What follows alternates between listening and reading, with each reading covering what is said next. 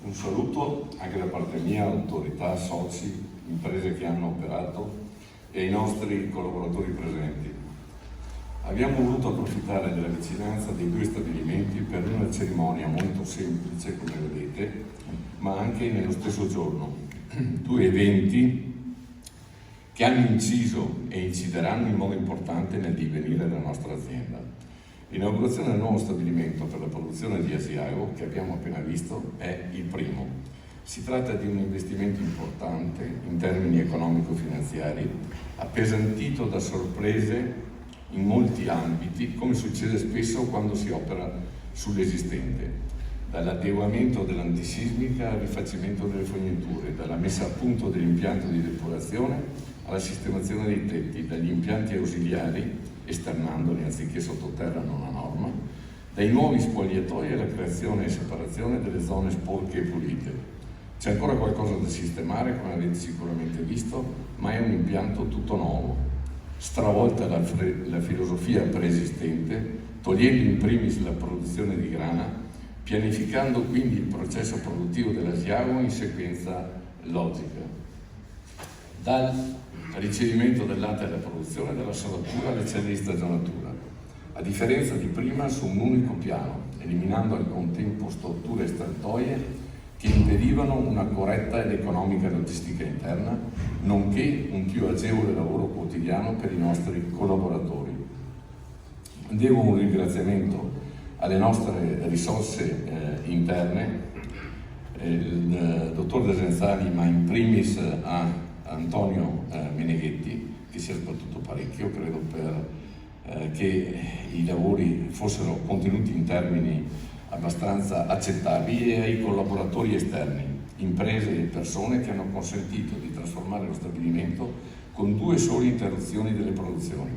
Il tutto nella logica della specializzazione adottata da tempo dall'azienda.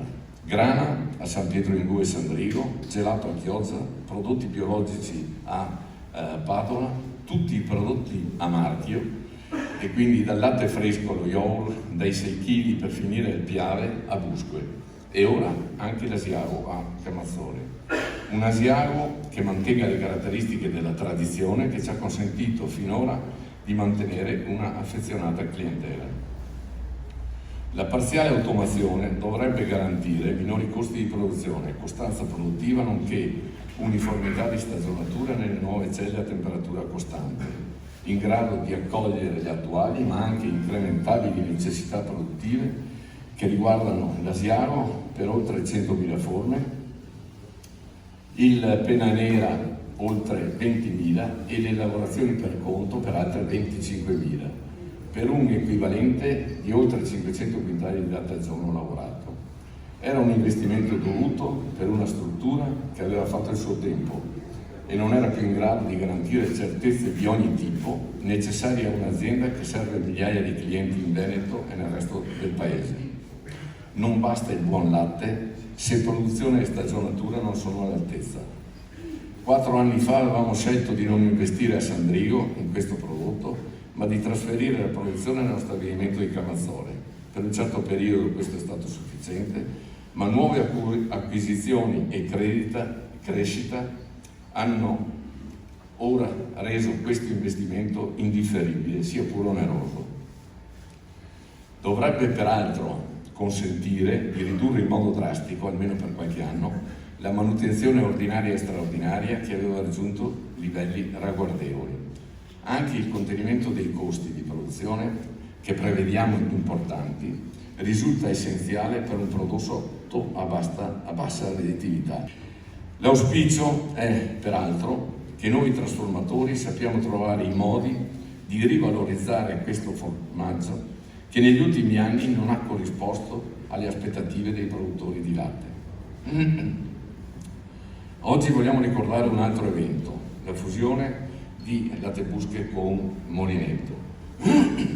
Dopo un lungo fidanzamento, e qui mi ricollego a quello che aveva detto il presidente prima, pur non essendo più presidente, da onorario ha spinto moltissimo perché questa fusione avvenisse.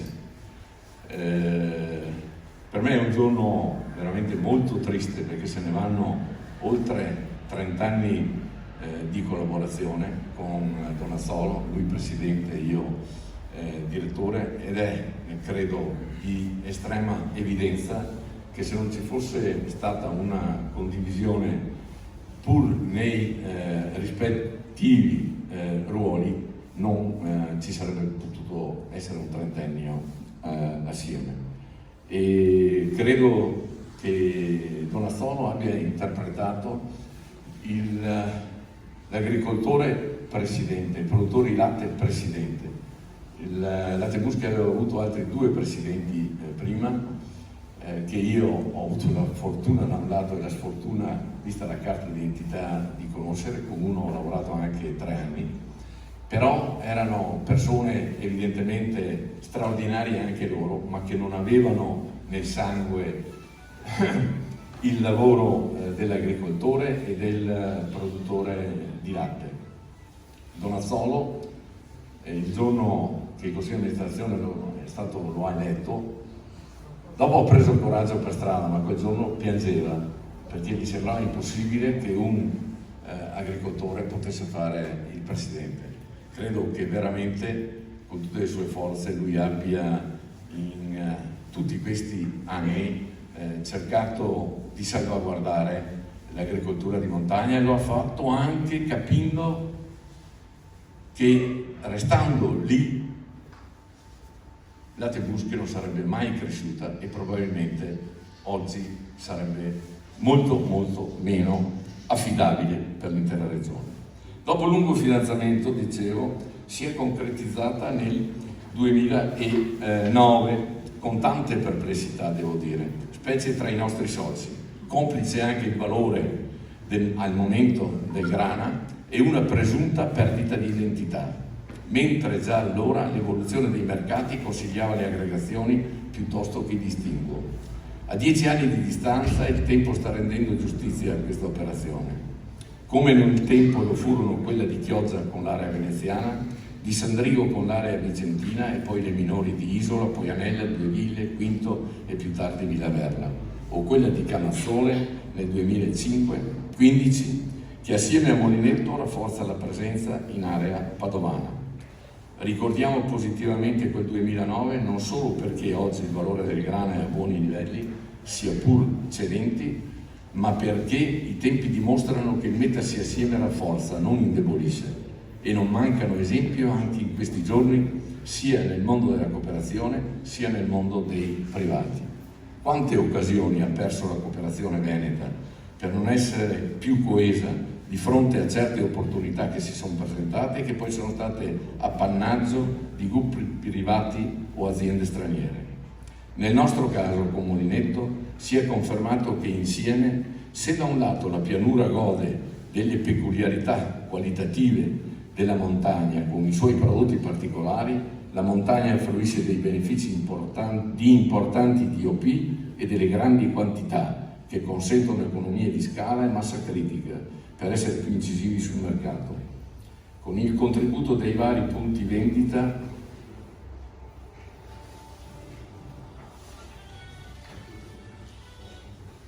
delle singole cooperative incorporate, Latte Buschi ha raggiunto valori nella vendita diretta estremamente importanti, oltre 11 milioni di euro, oltre ad essere con questi punti vendita supporto per la conoscenza e promozione anche agli altri canali della distribuzione. La consistente partecipazione di Molinetto in Agrifon ha inoltre consentito alla Latte Buschi di diventarne socio di riferimento.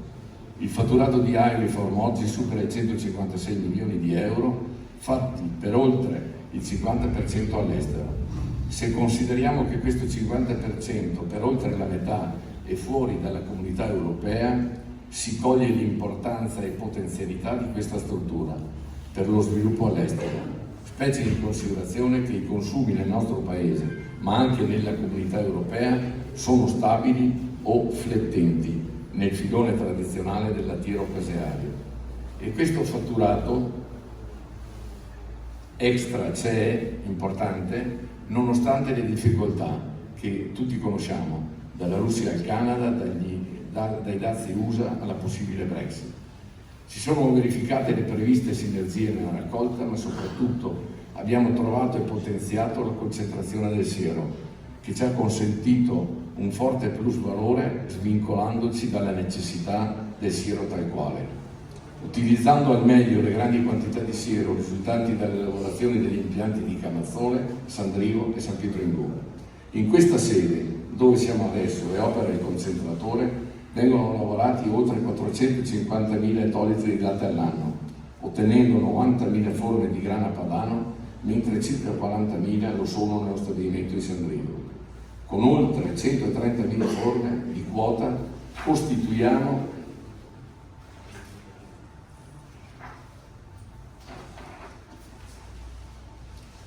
la maggior concentrazione produttiva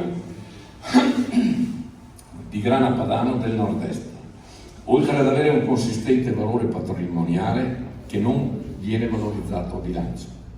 La Tebuschi in totale oggi lavora oltre 132 milioni di litri di latte in 6 stabilimenti diversi, con soci produttori di 7 province e un fatturato 2018 di 108 milioni di euro, quest'anno in crescita.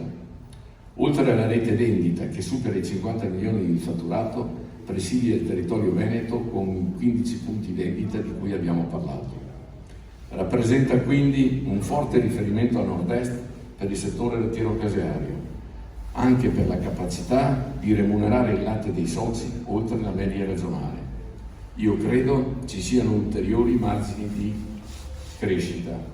Spero li sappiamo cogliere. Ora siamo in un tempo in cui non si contano i distinguo e spesso cose banali sono fonte di contrasti e di sapori. Io credo, e parlo ovviamente ai nostri soci, per alcuni versi così diversi, che ognuno debba rinunciare a qualcosa del suo particolare, sia esso di pensiero o economico, se vogliamo che il cammino della cooperativa mantenga una rotta stabile come è stato finora. Come è noto, l'armonia fa crescere anche le piccole iniziative, la discordia distrugge anche le grandi. Ripeterlo non nuoce. Grazie ancora della presenza.